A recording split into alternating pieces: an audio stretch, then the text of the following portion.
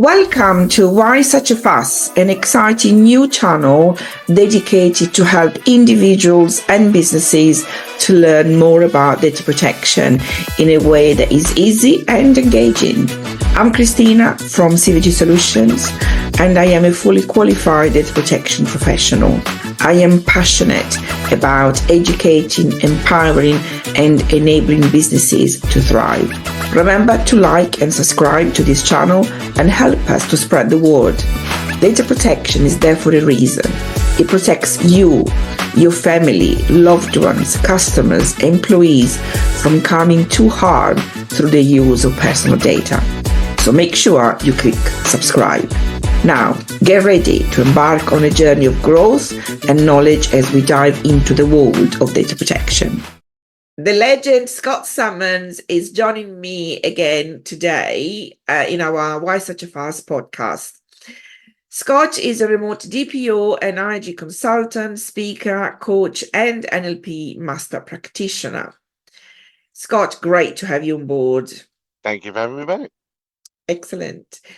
So, Scott, I have a question for you. Why is it important to delete data? Why can I not keep it? Because I might need it someday. You never know.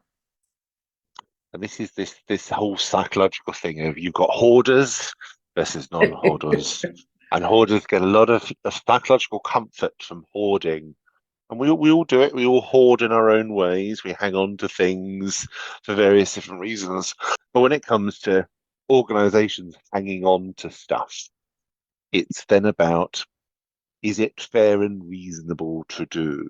Because purely, before we get into the data protection side of things, purely from a logistical cost, size, power, as we're seeing more and more at the moment, point of view, or impact on the environment point of view, keeping data on every single customer, every single member of staff, everyone you have an interaction with forever and a day, means that your storage is going to go up and up and up and up and up.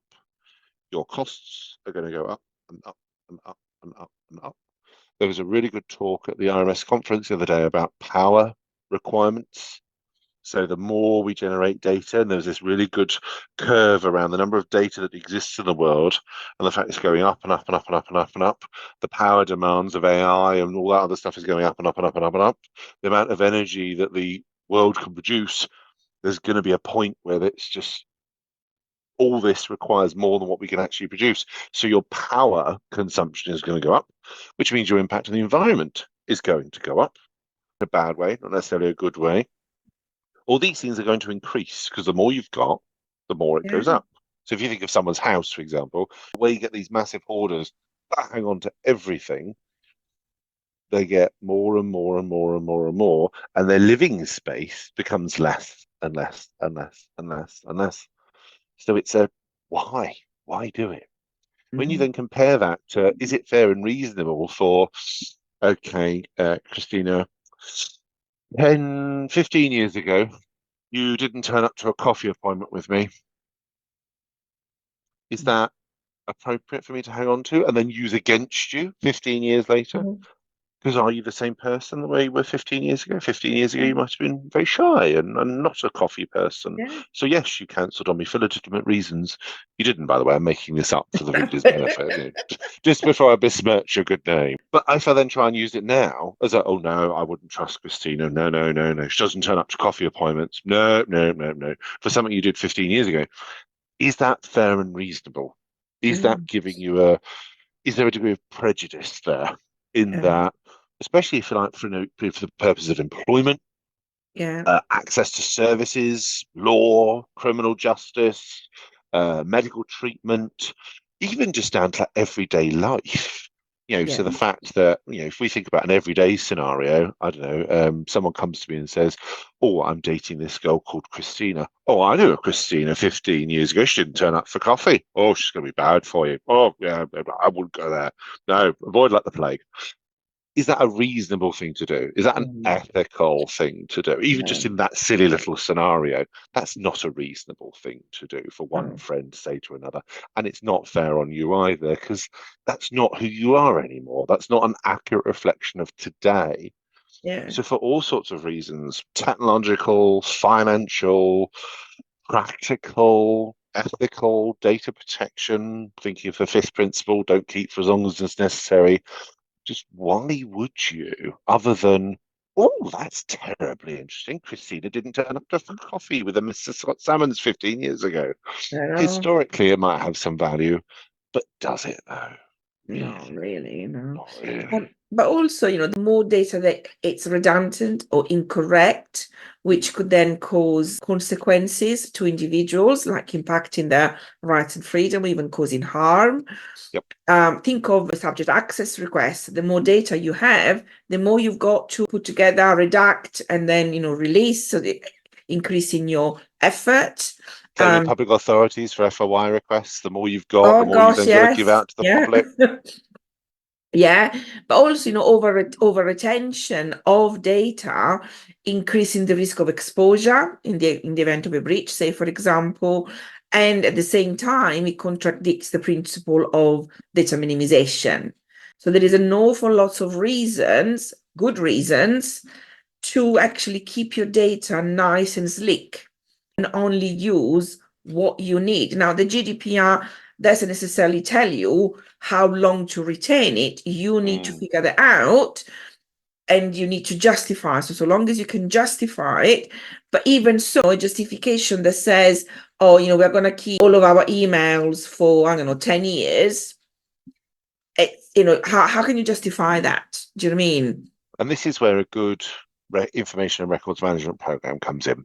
Yeah. Because it asks those exact questions and says, okay, email as an example, there are lots of different records and different bits of valuable stuff within email.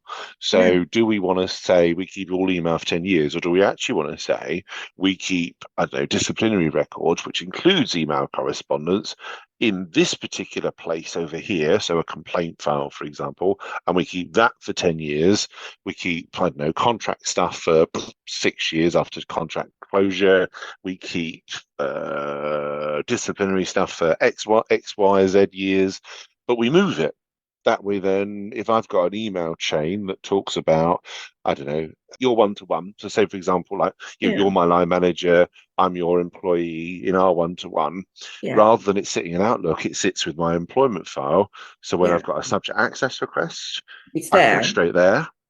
And it then means what I've got in Outlook is then dramatically reduced. It means I can get rid of what we call in IRM worlds rot, redundant, obsolete, transient stuff that's muddying the water, making it really difficult to see the really useful stuff, the stuff that you actually want to hang on to treasure, to use, reuse, study, whatever, because it's surrounded by duplicates. It's surrounded by redundant stuff. So it served a purpose, but now it doesn't. So it's redundant, it's obsolete, or it's just transient. So, an email, if we use the coffee example from earlier on, the email between you and I arranging coffee served a purpose at the time. It's got no value now. It's transient. Therefore, it can go. So let's get rid of it. So let's get rid of the rot. I think it was, I can't remember the name of the company, but a company did a study, and I think they said that it was something like well over 75%, if not 80%, of an organization's data was rot. Genuinely redundant, obsolete, transient stuff that they could legitimately get rid of and only then keep the 20%. Imagine your email inbox if you're responding to a SAR, rather than the hundreds of thousands of emails you've got, 20% of that. And that's it. But also the other thing that one of the company that I worked for in my corporate career, they had it really narrowed down when it comes to replying to an email. Sometimes people send an email copying quite a few people, and a lot of people, they click reply to all. Do you really need to reply to all? Because that is start generating additional records, additional data that, again, you don't need. It's taking up space in your storage. It's redundant. For it, when you're talking about a SAR, you're going to have to put it all together, and then you got duplicates. So really think about, do you just need to reply to the sender, and they just does it really need to be able to reply to? And we had it really, really good, and it was a way of working that was drilled into us from the top down. And I'm desperately trying to reintroduce that with my clients, but it's so easy to click reply to all. Yeah. And you see it because in a previous in-house role, I again made a point of if you copied me, it went to a special folder in my Outlook, and I didn't read it. Well, if you want to send me something, especially if you want me to do something, then send it to me. Don't Yes. copy me, because copy means I've got a copy for my reference. So if you think Yes. back to old paper files, a Yes. copy was sent someone for their reference, not for action. Purely a copy was sent for reference. So the CC is literally you have been sent a copy. Yes. If you then choose to do something with it, that's on you. Yeah. But it's not for action. Yeah. Whereas And people in seem fact, to have lost what email was actually about. yes. And in fact, CC stands for carbon copy. Yeah. Blind copy. You've got a copy, but they don't know about it. It's literally in the acronym, and they still don't do it. And you see people you see it all the time. I can't do it. I'd love to do it with clients. I really would, because they copy me and stuff all the time. And I'm, what do you want me to do with this precisely? Yes. I can't do that with clients. I'd love to, but yeah, in a previous in-house role, I had a little rule, and it went into a little folder, and I made people clear to people this is what I was doing. So it wasn't Yeah. like a sneaky thing, but it was very much a no. Do you know what CC means? It means carbon copy. I'll read it when I get to it, but I'm not going to Yeah. prioritize it. So if you want me to do something, send it to me, Yeah. and I will then do it. Haha. Oh, So, the good old days. So,